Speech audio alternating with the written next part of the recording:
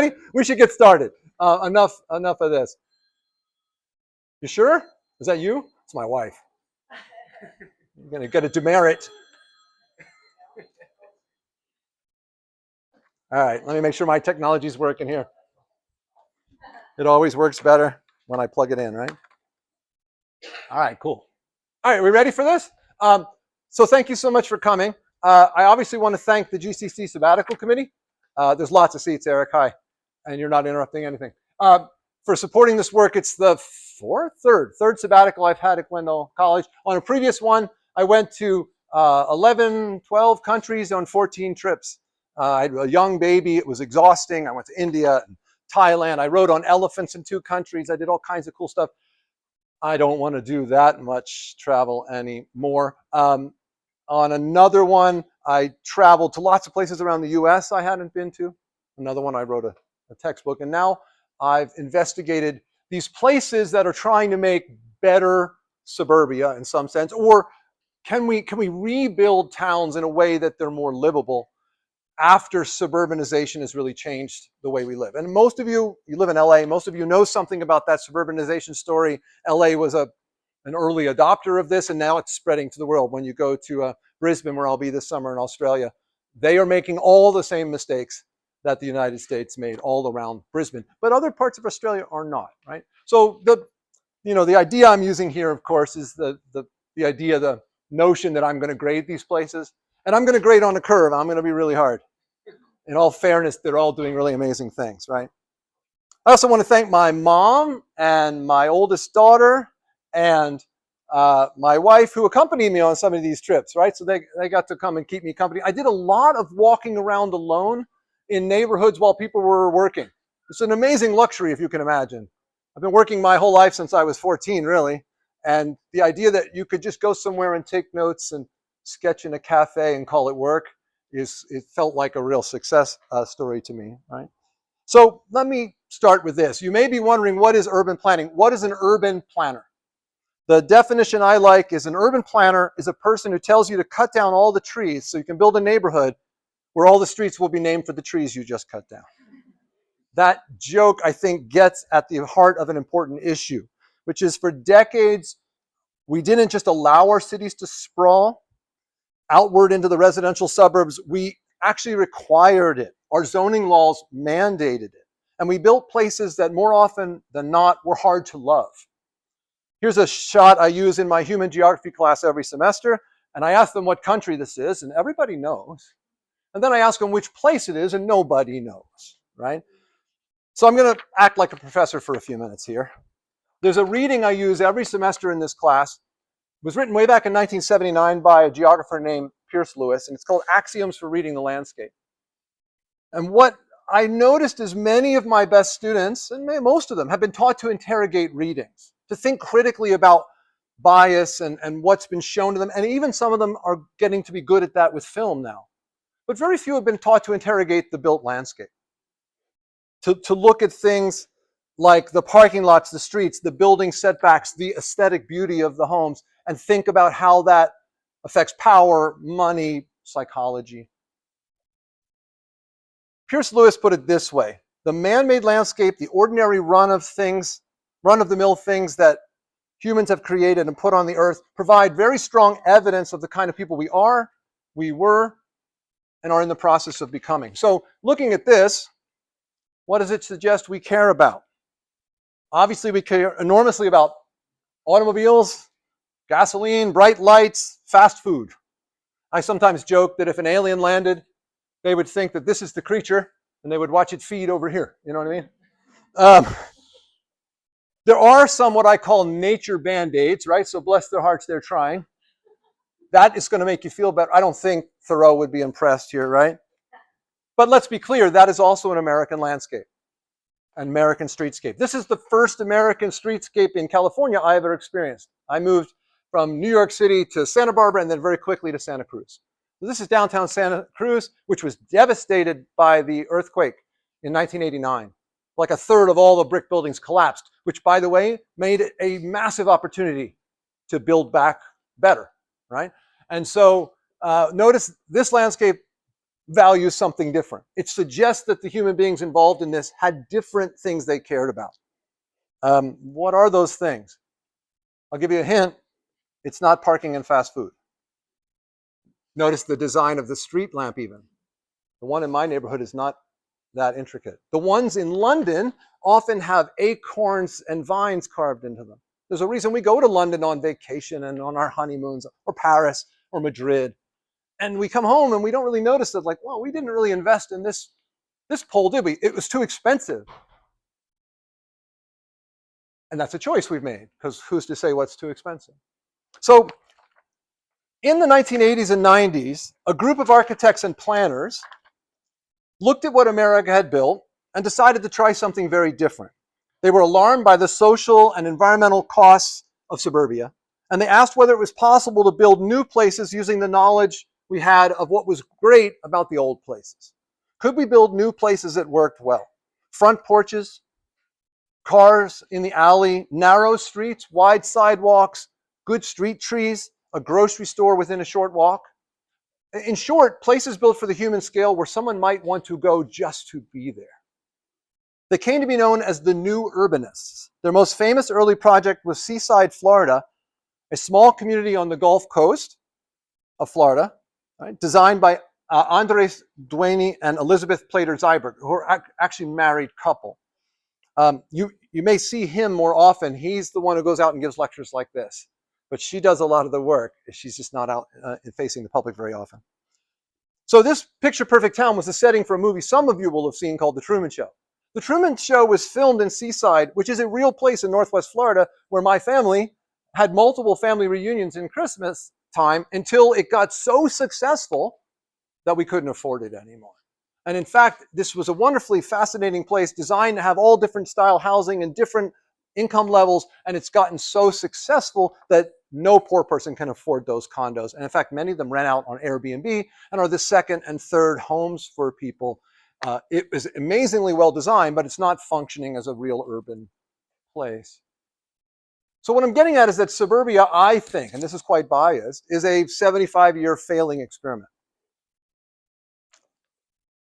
I want us to think a little bit about how the new urbanism is really going back to the old. That all the way back to Pompeii, we had grid walkable neighborhoods. And that only changes when the technology allows us to sprawl out into the countryside, very famously the automobile. And I'm from Glendale, I'm an American. I couldn't wait to get a car at 16. I bought one from a neighbor for 150 bucks and then spent $1,200 keeping it running for a year and sold it for 150 bucks. Right? So I'm one of y'all, like I've done it. And I'm very excited about my electric car right now. So this faith in cars led to something very different than humans had ever experienced before. So what was my assignment? Well, I told the committee I would read 3 books that I wanted to read, it's a nice privilege, about this topic, and then incorporate those thoughts into choosing candidates to go see if we're actually doing this. So in short, when I was in graduate school, I was reading about places like Kentlands and Seaside, and now it's 30 years later. The street trees are all grown up. Like I wanted to go see, do these places work only in theory? Or do they work in the real world? Are they real livable places? Are people really abandoning their cars and hanging out in the cafes or not? And let's be honest, the elephant in the room I'm not going to address right now is what phones and Postmates and autonomous vehicles have done, and a pandemic, not to mention that elephant in the room, have obviously changed the way we're interacting in public space. But there were places I saw that were vibrant and alive, and places that weren't. So I read 3 books. A note about these books. Suburban Nation is, you'll notice, by Duany, Plater-Zyberg, and Jeff Speck, who's a famous urban planner out of Portland. I've loved their TED Talks, so I wanted to read the book. And it really lays out the case for suburbia has been a complete failure on almost every front, environmental, social, economic. Happy City was a real surprise for me. This is journalism after interviews with experts. And he's looking at the connection between positive psychology, the field some of you will know in psychology, the turn has been away from Freud's neuroses and abnormal psychology and to what makes human beings thrive. And he's looking at the connections between urban planning and how places make us feel and how likely we are to have friends and interact with others and get divorced, and finds interesting connections in there. That was the book. If there's one I would tell you to read, it's that one. I learned so much from this book. And then Strongtown is it's a polemic, an interesting polemic that has a whole movement behind it. His main point can be summed up pretty quickly, and that is that suburban development is essentially a fiscal trap for many cities. That many cities are having trouble servicing and maintaining the infrastructure they've built on the edges because of the distances involved. And the only way, since we charge a flat tax rate, the same percentage to everyone, and this is different city by city and state by state, but the only way to get the income you need to maintain the old stuff is to allow more development on the edges, which then further deepens the fiscal hole you've created going forward. And he has a lot of analysis. He was an economist and a consultant before he wrote this book. So I learned a lot from all of them, but really Happy City is the one I would recommend. And together they convinced me, these books, that city planning is not just, let's call it an elective, it's the core course, right? That the built environment shapes how we feel, how we move, how we spend our time and money, how much environmental damage we do, and how often or how rarely we encounter our fellow citizens. And most of us never think about it at all, and particularly not about the code, the zoning code that underlies it. So how did we get here? Well, I went, by the way, with my wife to the home and office of Frank Lloyd Wright when I started part of my journey around Chicago. And we got this, and he's a genius, no doubt, but there is no such thing as a universal genius. See, e.g. Elon Musk. There are lots of credit to Elon Musk. I wouldn't advise dating him, right? There's this idea that someone's a genius and everything makes no sense, right? I don't know if you know this, but Einstein didn't do so well with his first wife and wasn't. He's a genius. Thomas Jefferson is one of my heroes. Most of you know why that's a problem, right? Frank Lloyd Wright did some amazing things. He got us more in touch with nature. He thought that our houses should interact with the surrounding environment. He also deeply believed that automobiles were going to make the perfect cities. He thought, and he came up with what he called broad-acre city. And every person in his proposal, which he put on display in a big 20-foot mock-up at Rockefeller Center, every person was going to get a minimum of 1 acre, and then very efficient superhighways or flying autonomous vehicles that would take off vertically and land vertically would get you quickly, the men, to work, and the men and women could farm fresh produce out in the efficient countryside. Now, as you know, that's not what happened, right? What ended up happening is we all sprawl further and further, we drive further and further till we qualify for a house, and then we're stuck in the car, often cursing at the people around us, which rarely happens on a sidewalk, notice. Very few people have cut me off on a sidewalk and then flipped me the bird. That has happened a lot on the roads.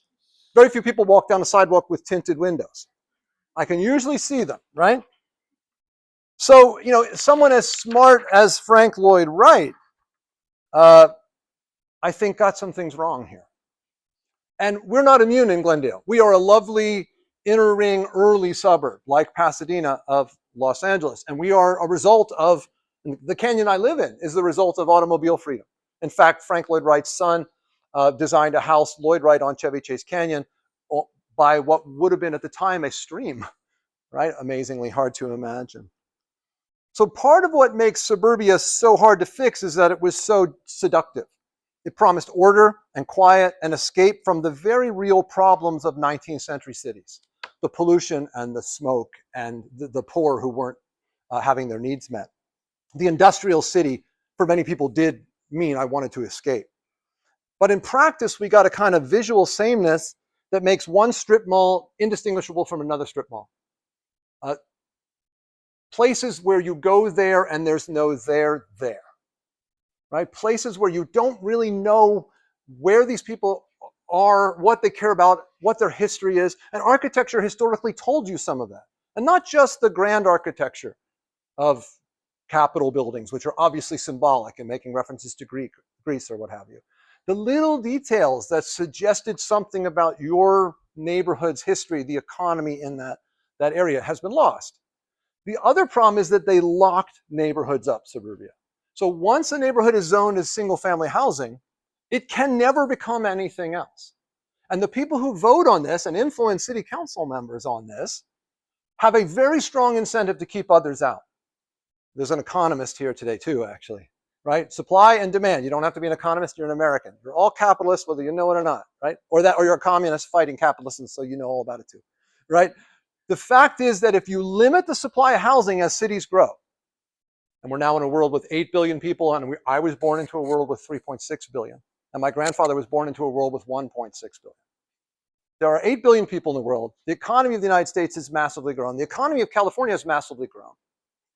But 72% of the zoned land in Glendale must be for single-family housing. Now, in all fairness, Glendale is doing some really interesting things to try to deal with this, including a transit-oriented design center in the Tropico neighborhood. And I actually think Glendale's doing a lot of wonderful things. This is a legacy that predates people on the city council now. This is a legacy that exists all over the country. And at root, the problem is Euclidean zoning, right? It locks it. And this basically was designed to keep the industry away from the houses, away from the retail. But that meant if you want to get to anything, you have to have a car. You had to have a car. So, by the way, just to give you a story about this, I came back from one of these many trips. I don't remember which one. And I arrived at Burbank Hollywood Airport. It's not called Bob Hope anymore, I guess. And I decided it was too early to get my wife and kid to pick me up. So I'm a geographer. I thought there's a train that now connects to Glendale or something, and I'll just take public transit. So I open up Google Maps and I put in my address, and it says, sure, you can use public transit. It estimated it would take me 9 hours and 54 minutes, including a 4-hour walk. This is funny. It's also tragic. There is no bus that goes up Chevy Chase Canyon. None at all. And Chevy Chase Canyon is one of the oldest homeowners associations in the country. It's a volunteer homeowners association, but they are very proud. And they made the mistake of asking me to be on the board, and I politely declined because I don't agree with some of this. They are very proud that the golf course in Chevy Chase Canyon has never allowed a duplex or a townhome or an apartment building, which is great if I already own a house like I do, but very bad if you're 28 and trying to start a family, right? So by the way, it's 4 hours and 20 minutes if I just walk the whole way with my luggage. Half the time, right? Something's very wrong, right? You get the idea. Oh, the other thing I don't have time to talk about is this garage. My house is fronted by a garage too. Some of you have been to my house, others will come to my house for a party or whatever, and you're going to see that the first thing you see is a garage. And it's not a choice I made, but it says something about what we value. This person has a lot of garage, and this is very, very common, right? It has a porch, right? How many times people hang out there? My guess is they enter through the garage, then push a button, the garage closes, and they don't even see their neighbors. And if the windows are tinted, they literally don't even see their neighbors, right? This is all very expensive. So my argument here is we're using an outdated textbook. Suburbia is expensive in every possible sense of the word. It costs cities more to service suburban lots than dense urban residences. The data here is from Halifax in Nova Scotia, but they did a very careful study and showed that almost 3 times as much money per lot to service the far-flung suburbans. Just think about the pipes, the wiring, the road maintenance. But everybody pays the same 1 point whatever percent it is, depending on where you live, in property taxes. So this is an unacknowledged subsidy to the suburbs, where they're getting a cut rate. And people who live in dense housing in the city, they have to pay their property taxes based on their value as well, which can be very high if you're near a city, but it costs much less to service you there. But again, the voters have an incentive to not allow in any more housing. And we've seen that in California, and state laws trying to fix that. But it's not just the cities that pay. The average American family now spends somewhere between 17 and 19% of all of its money on transportation, almost all of that on cars. It's on the car payment, it's on the insurance. I don't have to tell you if you live around here, the lease payment, the insurance, lately the gasoline. Anybody heard of the Strait of Hormuz before about 6 weeks ago? Like all of a sudden you're like, what, Strait of Hormuz, Strait of Hormuz? Yeah, we are dependent on this trapped sunshine from a long time ago, and the suburbs, of course, makes this more of a challenge. And let me be very clear, this is not just a theoretical problem. It's deadly serious. So first of all, I want you to notice what an outlier we are compared to other wealthy countries. This is from a very reputable source. Our World in Data is a great website if you're just looking for data quickly. This is death rate per 100,000 people from road accidents. We stand out, right? America does all kinds of things better or worse than other places. And I find both are true. Right? I love jazz and Cajun food and innovation, and not so much personally guns and car crashes. Right? We do some things different than other countries, for better And that's, we could have an all-day interesting conversation about for better or for worse. More Americans die on our roads every year than in all of the Middle East conflicts of my entire career. In my career, more Americans have died, about 1 million, than in both world wars combined. We take for granted that 40 to 50,000 Americans, many of them young people, will be killed or mangled every year. Can you imagine if half of that was caused by a terrorist attack each year? If 20,000 Americans were being killed by terrorist attacks, how would we respond to that? And yet we just watch ads to get the newest, latest, fastest car, and every kid, myself included, wants one. This is culture. This is not rational decision making. The one that really hit home for me, since I'm very happily married, I have to say that she's here. We don't commute very far. We're going to make it. We live about 2.5 miles from work, and that was a very deliberate decision that cost us a lot of money. If you live more than 45 minutes from where you work, you have a 40% on average higher chance of getting divorced.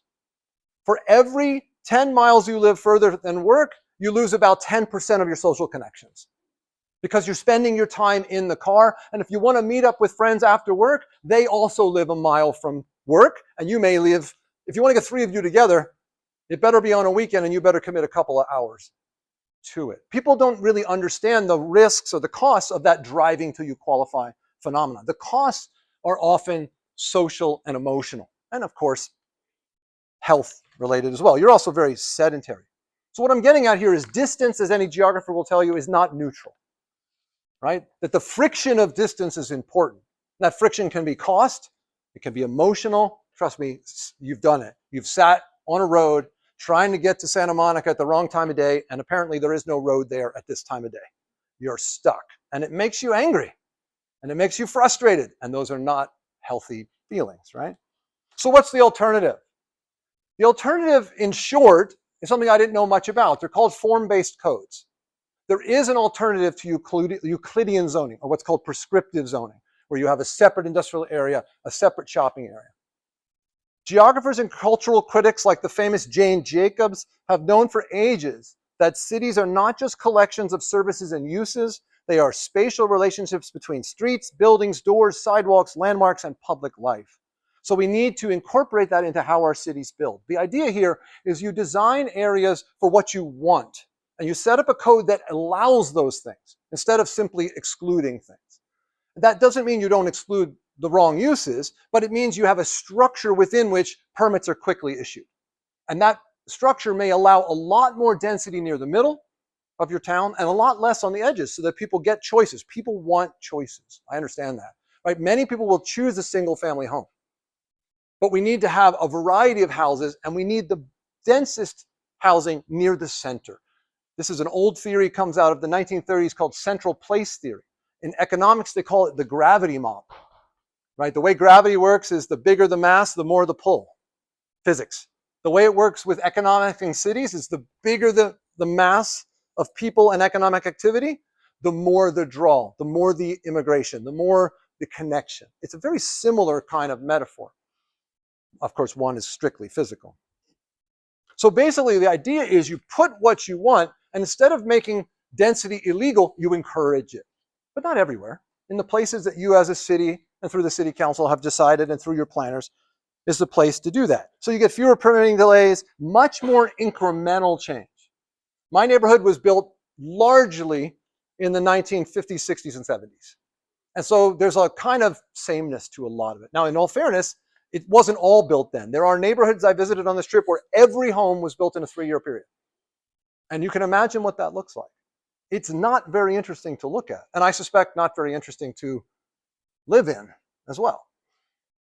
It's another picture of the same idea. The idea really comes from a Danish, very famous Danish urban planner and professor named Jan Gehl, and I'm not saying it right, it's Danish, I'm close. And what he did is stand for years, 2.5 years, with his grad students on the corner of streets in Copenhagen, which in the 1960s were as crowded and polluted and clogged up as any American city. When you go to Copenhagen today, there's a beautiful long street, the Stroget, or whatever they call it, S-T-R-O-G-E-T. It's a pedestrian walkway, and man, it feels, I was there in 2001, it feels like it's been that way forever. It's a deliberate design decision they made. When you go to Madrid, when you go to Paris, increasingly Paris, bike lanes and pedestrian streets. These are choices they're making. They weren't always there. So the idea is you've got an area that you allow to densify. And then as you move away from that, you restrict the uses. And this can give people choice, but it also makes it very easy to add housing near the center where you're going to get the threshold you need for businesses to thrive and for real street life to occur. So we should go on a tour here, right? But last slide with my little lecture here is the rubric. And let's be honest, this is highly subjective. I didn't collect data. Lots of urban geographers do that. It's not my specialty. But that would be the next step, is can I get real density numbers, minutes and hours commuting, et cetera, et cetera, et cetera. Oh, by the way, I did look that up. 54 minutes is the current 2024 average commute in the United States per day.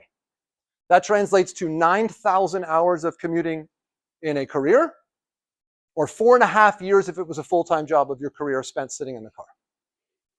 Just let that sink in for a minute. It's kind of shocking. So, residential density. Do they have enough people to really make this thing work, or is it pretending to be a city? Walkable geometry. Does it get close to the ideal where the buildings are about as high as the street is wide? If it goes beyond about 3 to 1, the width of the street, people don't feel safe walking there. They don't want to hang out there. Just study after study after study. If you get to 6 to 1, people avoid it like the plague. Some of the famous modernist plazas in New England, put in there by modernist architects, are so big and boring that, to be honest, the unhoused don't hang out there. It's just kind of crazy. Is it really mixed use? Did you put in restaurants and homes and also jobs? That was missing a lot. Is there anywhere to work in the neighborhood, or do you have to drive away and then come back and walk around your beautiful utopia? And then finally, and I think importantly, what I'm calling in a kind of academic way, contextual integration is, are there hints in your architecture of what this place was like, of who you are as a people? Is it well done? Are there aesthetic details that make the place feel real and alive? All right, so where did I go? There's a bunch of places here, right? Chicago and Carmel, and that one is Glenwood Park in Atlanta. So I flew to Chicago and Denver and Atlanta and DC, and then rented a car and circled each of these places, looking at a number of these locations. I'll go through some. We don't have time for all of them, but I'll go through some of them pretty quickly here. And it was supposed to be all in fall of 2025, but the US government, in its wisdom, kept shutting down TSA and the airports. And so one of the trips was delayed into January, where I was wandering the streets in rural South Georgia when the wind chill was 6 degrees, which my dad's from Georgia. Like, that doesn't happen. It happened on my trip. So I was like walking around in a snowstorm, taking pictures while everybody was hiding in the cafes. These are the places I visited. Like I said, I won't go through all of them. But Boulder Junction, Glenwood Park, Atlanta, Kentlands, DC, Denver's old airport is now a village of 12 villages called Central Park.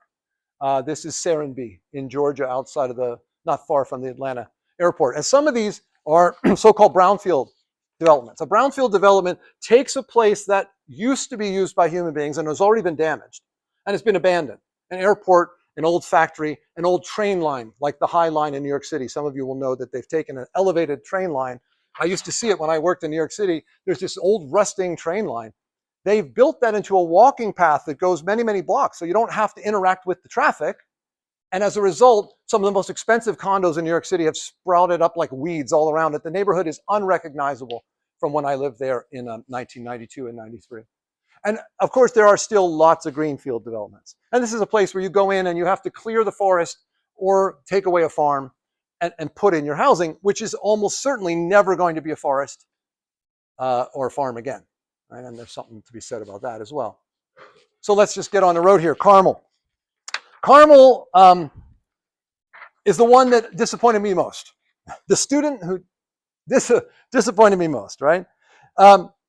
It's consistently ranked by Wallet Hub and Bloomberg and Money Magazine as the best small city in the country to retire to or to live in. And I think the reason for that is they have very high average credit scores, they have a very high income, and rents are low. So what the algorithm on their magazine, I don't think the people who wrote these articles even go there. They just create the top 10 list and they sell it to you. It has some really interesting innovations going on. It has a walkable core on an old rail line called the Monon Trail. Lots of great restaurants. There's tons of money around. A lovely little arts district with an amphitheater that would make a city 5 times as large proud. National acts, I noticed on the marquee, were playing in this small city about 45 minutes north of Indianapolis on a good day, if the traffic's not bad. And an arts district full of art galleries. It also has 130 roundabouts, right? So when you enter an intersection, you see this in Australia all the time. They're starting to show up in some parts of the world. They put some on Maple Street where I used to live. They're a little different. You have to really slow down. The idea is to get you to slow down and look at what's going on. A roundabout saves lives. You can't just plow through. There's often a piece of infrastructure in the middle. If you just plow through, you crash. And ironically, it feels very, very terrifying the first time you go into one because everything's moving and you have to time it. Once you understand it, accidents plummet at these places because everyone knows they have to be alert as they enter the intersection, and pedestrians survive as well. So there's generally good things going on in Carmel.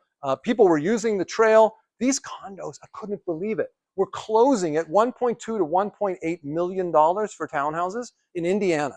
Now, just to give you some context, 4 blocks away, I saw houses from the 70s with mature trees that are 3,000 square feet for $470.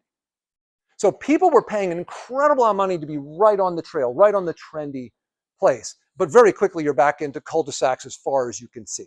So the problem with this place is partly how narrow and targeted it is. It's also a place where they've built 7 massive parking garages, and almost no one actually is living right in the middle right now. Now, it's coming. I saw a few employers. It may change. In fact, if you look at Google Maps, it looks very different now than it did 5 years ago. Many of the things I saw there weren't built yet either. But notice, so it looks great on the Monon Trail. And this is the old train station, which they've turned into a cafe. And there's a lot of this kind of thing around. The old post office is now a coffee shop and bar. And I love it when they do that. Like, let's remember who we were. Let's have hints of what this place looked. Let's use materials like bricks that have been used here for 200 years. But this is 2 blocks away. And this is somebody copying, and they're kind of, this developer wants to get in, cash in on what's going on. And that'll look like that forever. Like, once you've built that, those are all going to be the same as far as you can see. Now, in the defense of this place, it's much denser than any place we used to build out in the suburbs, right? In some sense, this is better. This is more ecologically sustainable because you're getting more people into a smaller area. But I wouldn't say it's exactly beautiful, not quite like the trail itself, right? Downtown Carmel, they do a pretty good job of trying to get some of the details right? But it's no Paris, right? I mean, they're trying. Some of these are kind of simulacra of that's not artisan hand carving this thing, right? This is like, we'll put a symbol up there that makes us feel like this is Beaux Arts architecture from Paris. And I'm glad they did. And by the way, notice this is a financial planner. There's lots of money around. This is really a mixed use building. There are really apartments right across the street. They really do have mixed use here. But when I wanted to get back to the airport, there is no bus that goes here to the airport. There's no bus that goes to downtown Indianapolis. There's no light rail. It's a bubble. It's completely disconnected from Indianapolis. I think very deliberately so. If you know anything about Indianapolis, the inner rings of that have been through wave after wave of economic collapse, and the skin color is much darker near the middle. And there's a lot of poverty in the middle and a lot of boarded up buildings as you drive around in old neighborhoods in Indianapolis. So there's a racial class thing going on here. Now, in all fairness, there were lots of people of different races walking around Carmel. Everybody seemed to want to live around here, including people who are black or brown. So it's not that they're in any way being racist. It's that fear of the other, the fear of the poor that we experience all over the country is probably why, I don't know why, I don't know the whole history of why they're not connected. How about Denver Central Park? This is an amazing opportunity that I think they did some things right and then kind of blew it. This one was very exciting to me too. They took a massive Central Park, a massive airport, the old Stapleton Airport. And speaking of racism, they had to change the name. It was going to be called Stapleton until during the Black Lives Matter furor, somebody realized that Stapleton had run to be mayor, and it was named after a mayor who was a wizard in the Ku Klux Klan and actually campaigned in his white robes and was elected and was a very successful mayor. So, okay, it's not called Stapleton anymore. We're going to call it Central Park. And of course, the odd thing about this is it's neither central nor a park. Okay, but it has some park space. In fact, I'm an environmentalist, and I thought they had too much open space. Again, they didn't do it right. Instead of putting everything in the middle and having it be less dense toward the edges, they put in 12 separate beautiful villages around a restored stream that used to be under, as a culvert, under the airport runways. So this was a massive space. It actually straddles the I-70. So they were dealing with more brownfield land than I suspect anywhere else in the country has ever dealt with. It's enormous. But the villages turn out to be too far apart. This is the most dense area, and you can see the distances are quite large here. This is 29th Avenue on the west side of it. I spent about 2 hours, you can see what I had for dinner there, part of it. I spent about 2 hours at this Italian restaurant. The only other customers in the whole time were the 4 people sitting here. There were 5 people on a Friday night in one of the, it's an award-winning development, connected by light rail to Denver. Nothing going on. The main thing we saw was Postmates drivers coming and going, and that's how the restaurant seemed to be surviving. So that's a different issue, right? That's people hiding in their homes. But I just don't think there was enough density to make it work. Notice these houses look like they were built when? I'd say, I don't know, 1890 to 1925. They were 15 years old. Those are 15-year-old homes. They're doing some things right here. The architecture was charming. There's long rows of brownstones that make you feel a little bit like you're in New York. The trees are getting bigger now. You notice the trees are kind of small. It's only 15 or 20 years old. So I just want to give you a sense, at risk of breaking the rhythm here, of what it was like taking observations here. Oh, and I didn't check this. Well, this was the Denver International Airport just 20 years ago. They really do look older and lived in and traditional. But as you can probably see, lots of cars, lots of big spaces, big distances. Closest grocery store to this spot is 1 mile away. But, really well done architecturally in all different styles. So you get a variety. Furthest thing from that cookie cutter neighborhood we're all familiar with. This is kind of like a bungalow court over here. It's a whole series of houses around the park. I don't know if you guys know about this, bungalow courts. Bungalow courts are a type of housing development that was started in Pasadena, California. And the idea was a little cluster of tiny homes. And I did some research on this in grad school because they're in San Diego, Los Angeles, parts of Phoenix, parts of Florida, and nowhere else. And you get these little tiny houses, like 500 square foot houses, 600 square foot houses around a single grassy park. And one of my best friends lived in a place like that in San Diego. These were built in the 1920s because women were starting to go to work, and they were built near streetcar stops. And parents were very worried that if a woman went to work, she wouldn't learn the domestic skills that were going to be necessary to capture a husband later. Right? So what this meant was you could get safety in the city. Parents didn't like the idea of their young women moving into an apartment building. It seems seedy. Right? So they said, well, we'll build them little houses and they'll get safety in numbers. And what was really interesting about that is later, by the time I lived in San Diego, they were largely people who were LGBTQ living in them. And when you talk to them, it was safety in numbers. It was the same kind of rationale. What they've done in Central Park, Denver, is put 2,000 and 3,000 square foot homes around a shared yard. So it's not quite the same thing, but instead of everybody having a yard, they have to put poison on and hire a gardener and weed. You all share the one, which, by the way, notice makes it likely you might meet your neighbor. Your children will see the neighbor. Every garage in the whole Denver Central Park is on the alley. You don't ever see a garage on the front of the house. But go for a walk. I decided to walk between 2 of the villages.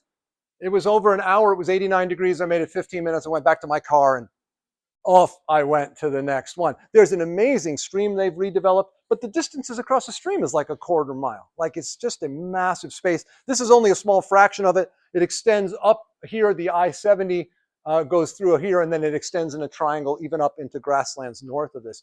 Really a big, big area, but I think a lost opportunity to do true, dense, central form-based codes. So the context is good. I mean, the houses are lovely. And notice, what's that? That's the air control tower. It's now a bar and event space. People have their wedding receptions up in the tower, and you can play like cornhole at the bottom in the pub, and you can ride the elevator up. And they kept that's brilliant. They didn't bulldoze everything. They want to remind people what was here, and I think that's really useful.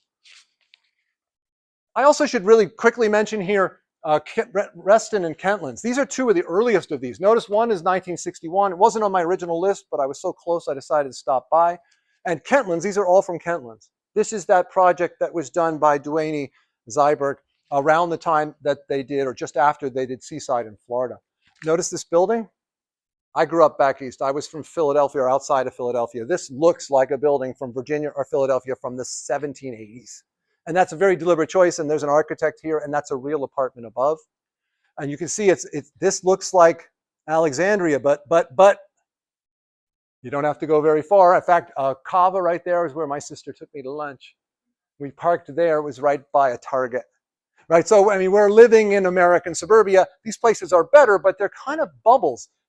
To live here means you almost certainly work in DC somewhere historically. It means you're almost certainly commuting.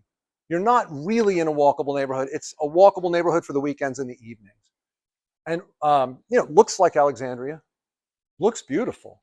And, but it's not new urbanism. I've been jokingly calling these places, some of them, new suburbanism. And that probably is better, but it's not what new urbanists, I think, really envisioned happening.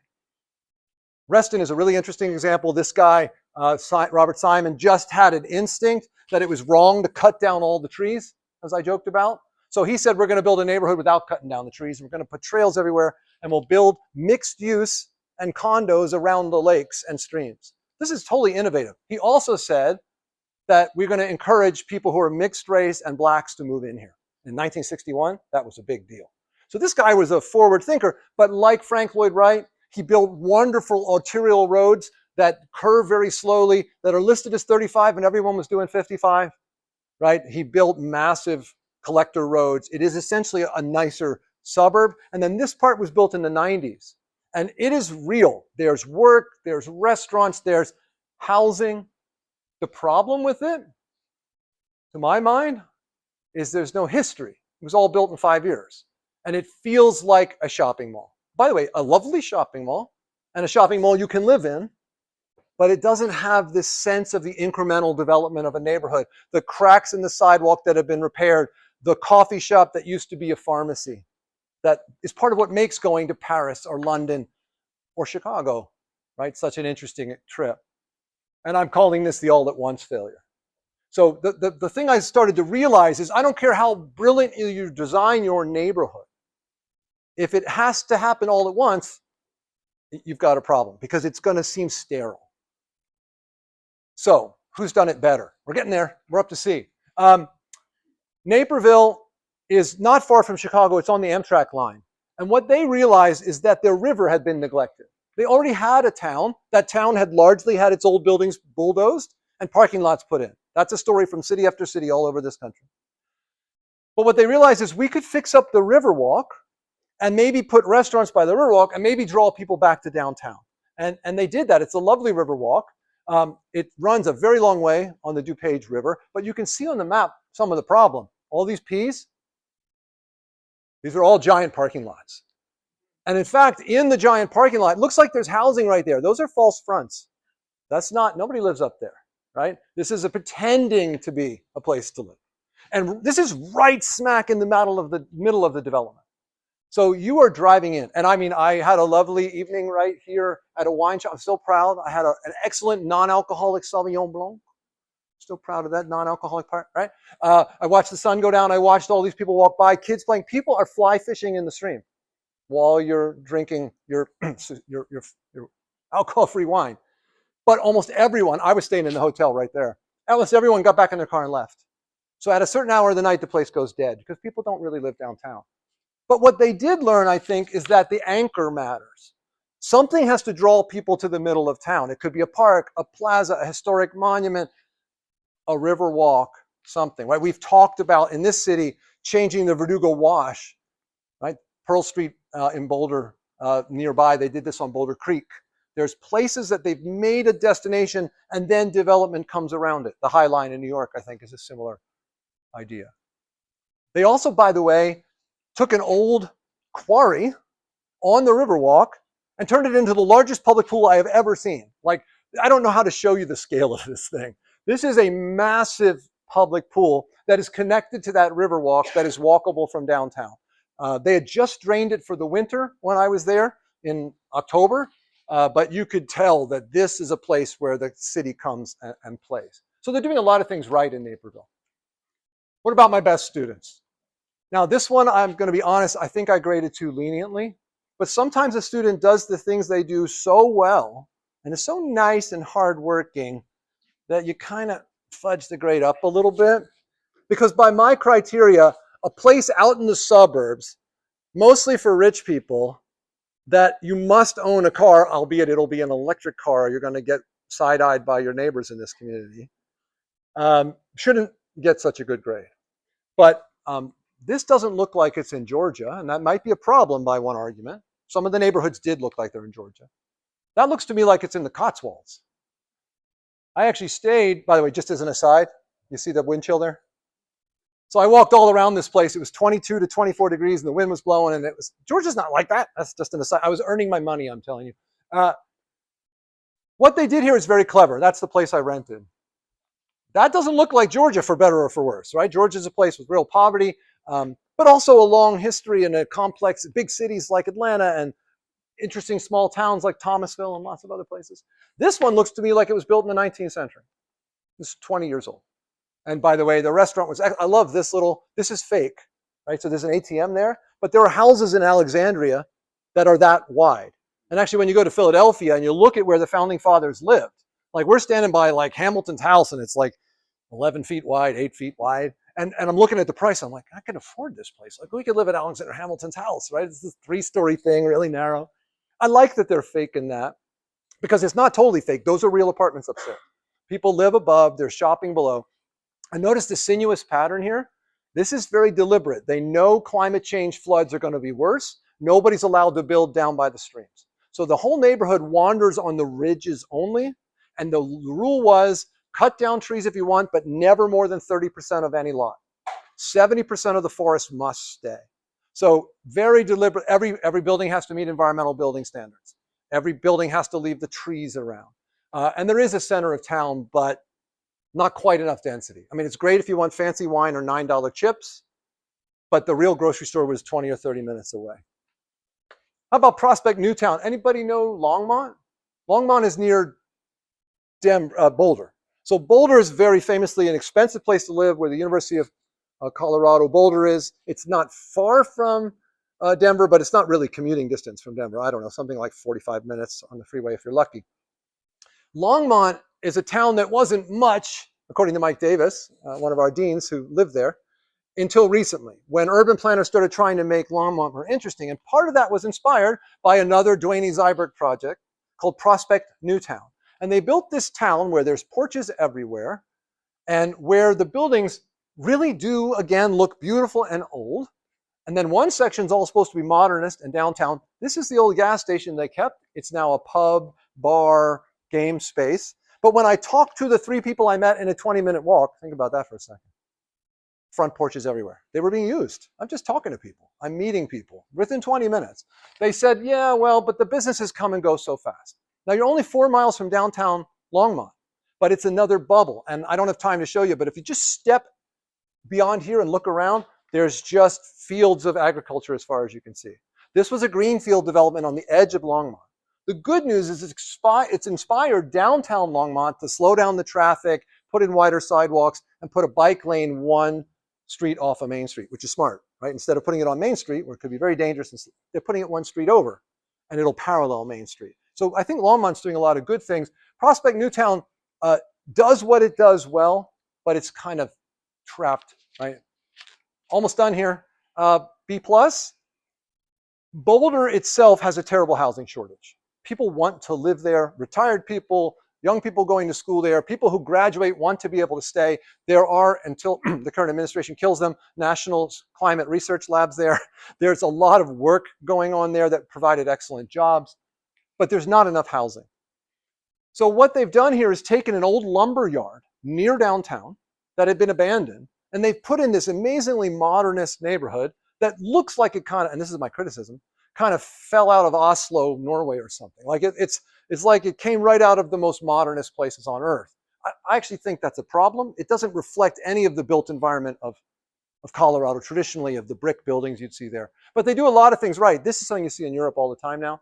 This is a car charging on the street chargers, which are all over the place. And that's coming. Like we're going to have these on light poles in various parts of California very soon.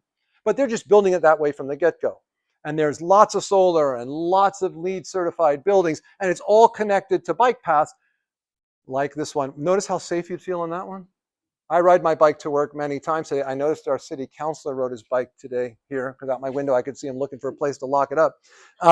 I take my life in my own hands when I ride my bike here. I'm like a kid. I'm on the sidewalk like half the time, even though that's not technically legal. They're doing a lot of really good things here. My complaints about it were that almost all the housing is 1 and 2 bedroom condos. So it's not a kind of place you're going to get families. Most people who are starting a family probably don't want a 1 or 2 bedroom condo. But it is connected to there's no grocer. There were 2 businesses I saw, a coffee shop and a bar. Both of them are doing okay. That's it. It's a pretty big development. You can see that's the old train station. They've been telling us that and the locals, they tell me, that the train from the Denver airport will be coming any day now for like 15 years. The latest report is within 5 years. This whole development is predicated essentially on that happening. And this was a restaurant space, and a week before I showed up, they posted the sign, thank you for 10 years of being our clients, but we're closing. And Pearl Street's still doing okay, but this area didn't seem to be. Notice the new building here, solar vertically, solar on the top. I mean, they are doing a lot of good things, and they've protected this waterway, reintroduced native plants, and are ready for the floods that are coming, right up to the buildings. So one of the big lessons here, I think, is that brownfield and infill developments, and I didn't know this going in, even though I teach about this for years. I didn't like any of the places built out on the edges, except Serenbe, but I'm only going there on vacation, not to live. Like I would go to Serenbe to go on vacation and eat organic food and ride a horse and go for a walk in the woods. But I don't want to live 40 minutes from Atlanta out in the woods. And most people who want an urban life don't. You're not going to get the culture and symphony and all of that. So I didn't like any of the greenfield ones. Even if they're beautiful, they're isolated. The ones that really impressed me are the ones that were built in abandoned space now, or built in places that we had used before and are now using differently. And the 3 that really impressed me were Rockville Town Center, which I had never heard of. And it started from very humble. So if it's a student, this is a student who starts from very humble beginnings. For like 15 or 20 years, no one knew what to do with the mall where the Sears had failed. It is now this. This is the mall where the Sears had failed. About a block from the light rail to DC, about 20 minutes by train from DC. There's a county courthouse there, so there were businesses around already. And they made real detail. The touches of detail here are excellent. I don't know if you saw in my ad for this, I used this photo. You see, I like tripled down on AI for all this stuff. I've over and over and over playing with it to see what it could do. That's my picture. I said, make a pencil sketch and show what's working here based on my notes. It's pretty impressive, right? And so the vertical articulation, the width of the street, the sense that you would go, there's no event going on. People just came there because it was a nice place to go. And that's the kind of place we need. The ice rink had just been set up. It was pretty early. It was October. There were people out skating. My sister and I talked about skating, decided not to. Oops, it looks like I put the picture in backwards. That's a nice looking Starbucks building. That's not a building we did the most efficient, cheapest construction. This is a building where you're saying this place matters. We care enough about this place to make an interesting building, even if it costs more, right? So notice the width of this feels like a public space. There were people all over the place, right? And it's kind of a low bar to be impressed that there are people just hanging out in a city. But in the American landscape we live in today, that is a success story. That is a place that was doing it right. The other one that really kind of blew me away, I went to with my mom. This is a concrete crushing facility until 20 years ago. And this is just a place where we recycled old roads. And what they decided to do is instead build a mixed-use development around 2 parks and connect it to the bike lane that is wrapping Atlanta called the Atlanta Beltline. So notice it had connectivity. It has a freeway exit. It has an access to the Beltline. You can ride your bike from here to downtown Atlanta. It's not a very long ride, and you won't be taking your life into your hands. They put in a variety of different housing, all with front porches. They put in brownstones and apartments and big houses and Victorians. One last video clip just to give you a sense of this. It was quite cold this day. So here we are in Glenwood Park, a new urbanist development not too far from downtown Atlanta. This was one of these brownfield developments. They did a good job. Very much feels like a small, I don't know, 1920s and 30s downtown. We had breakfast sandwiches and coffee at the Drip over there. You get the idea. There's a plaza in the middle of this section, and we're going to walk to a little park in another section as well. Lots of dense kind of apartment structures, but then small bungalow type houses and even some small Victorian style as well. And the character changes. It's dense in the middle here and kind of less dense towards the edges, which is precisely what I think these places need to do. So I didn't know that until I did this. That's what I think these places need to be doing. You need to be designing a dense place where street life happens spontaneously and businesses can thrive. And Glendale, we're lucky, we have some of that. One of the things my mother said to me is, I like Glendale, there's people on the street here. Right? And that is not something you can say about much of Southern California. The final, and the valedictorian one, is the Beltline itself. It's a piece of infrastructure. It's not a neighborhood exactly. It's a little bit like the High Line. And it is all completed in green, and the dotted lines will be done soon. This is going to wrap the whole town, and I could show you on Google Maps what it's like theoretically, but you can't, because most of what we saw was empty lots and abandoned 7-Eleven looking stores 4 years ago. And the condos and apartments and all this stuff are just sprouting like weeds now that they've zoned that it's okay. We were there on the coldest day anyone can remember in Atlanta, and it was packed with people. What's it like on a spring day? I can only imagine what it's like on a spring day. So there's my whole grading schema, right? And I do want to finish with a statement about what I think I found. As usual, I decided to skip like 90% of this and just wing it. So to conclude, I want to say that the main insights are that anchors and infill worked, and that remote bubbles struggled and stagnated. And the difference wasn't whether a place is pretty, because many of the bubbles were lovely, but the difference was whether they connected to real transit, to jobs, to civic life, and the larger city itself. So the encouraging news from this project is that many places are genuinely trying, and the difference between the B students and the A students was small. The formula is not mysterious. Connect to something real, build attractive, walkable places people will care about, embed daily necessities like the market and jobs, and stop treating density as a problem to be managed rather than a goal to be celebrated. And of course, the deeper hope is that we might someday in my country fall out of love with the automobile and back in love with our neighbors, which would not merely produce better urbanism, but a different social world, one where connection is the ordinary byproduct of leaving your front door. We know how to build the world like that. We just need to stop making it illegal. Thanks very much. Amen.